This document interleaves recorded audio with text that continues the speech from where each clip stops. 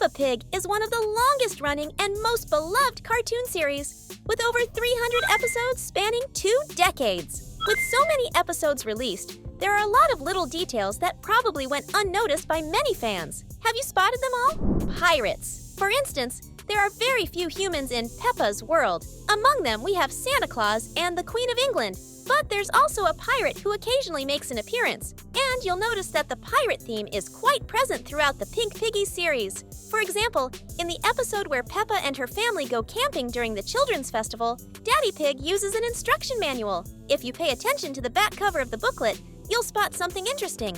The drawing of a pirate.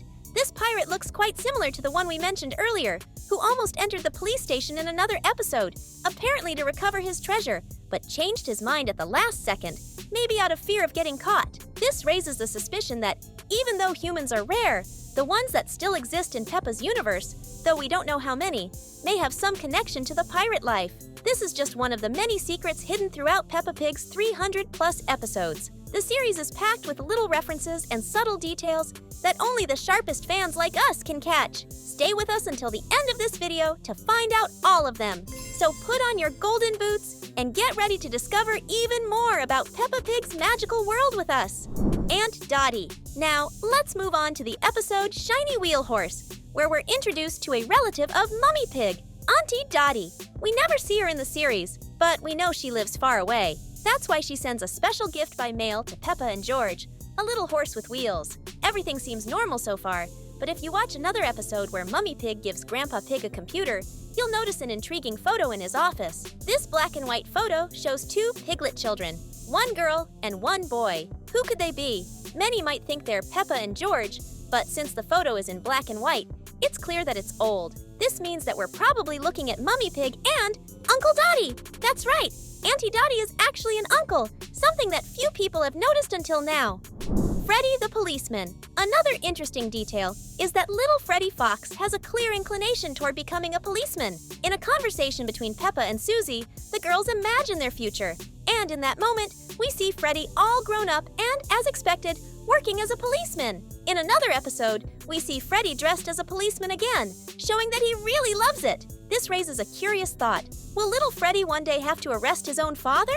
It's an ironic detail, considering the slippery nature of Mr. Fox, who's easily the most untrustworthy character in Peppa Pig. M.R.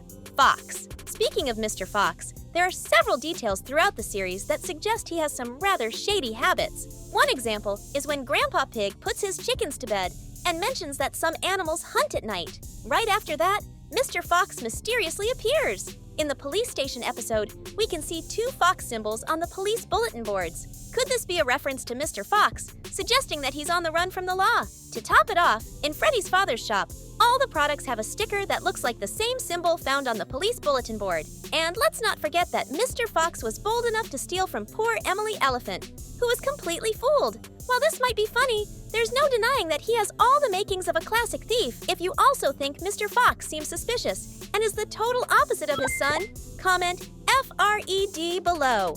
Magic tent. One of the most curious details in Peppa Pig is the practically magical tent that the pig family uses when they go camping. This tent seems to have a supernatural ability to accommodate different numbers of people, despite being quite small. For example, in the episode that takes place during the Winter Festival, we can see the entire Pink Piggy family somehow, and against all laws of physics, fitting inside a tent that, in real life, would barely fit George. On the other hand, in another scene, we see Peppa and her family camping in the wilderness with the same tiny tent. But this time, it seems like the tent lost some of its magical properties because Daddy Pig can't fit inside after the rest of the family has already entered, and he ends up sleeping by the campfire, out in the open. Could it be because he overindulged in tomato soup that night? War buddies. If you regularly watch Peppa Pig, you've probably noticed that Grandpa Pig and Grandpa Rabbit have been friends for a long time, so long that they even go sailing together. Or, more accurately, they end up together when Grandpa Rabbit's boat sinks. There's a hidden detail that might explain their shared interest in boats, which only the keenest eyes might catch.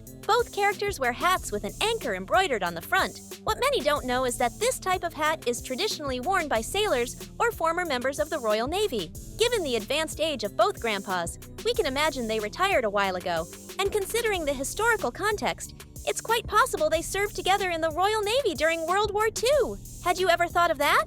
Dinosaurs. Although it might seem unlikely, Peppa Pig hides some surprisingly accurate historical details. For example, in the episode where Grandpa Pig is digging with his grandkids, George finds a giant dinosaur bone. Let's remember that Peppa's show takes place in England, a country known for the discovery of many dinosaur skeletons. This scene probably references places like the UK's Paleontological Park, where many fossils have been discovered, including the famous Megalosaurus. More recently, another significant fossil was found, that of a Spinosaurid, which means George might unknowingly be hinting at the largest predator ever discovered in Europe. And of course, this all makes perfect sense since George's favorite toy has always been a dinosaur. Vikings. In the same episode where George finds the dinosaur bone, Grandpa Pig makes another incredible discovery, a gold coin. If you pay close attention to the coin, you'll see it has a well-known Viking symbol on it, showing a bearded man wearing a horned helmet, a widely recognized symbol of the Norsemen of the past. This is a historical reference to the 8th and 9th centuries, when the Viking barbarians began exploring the English lands, leaving a deep mark on British culture. Quite an interesting reference for a children's show, don't you think? If you also found this detail amazing, don't forget to subscribe to the channel so you won't miss more cool facts like this one.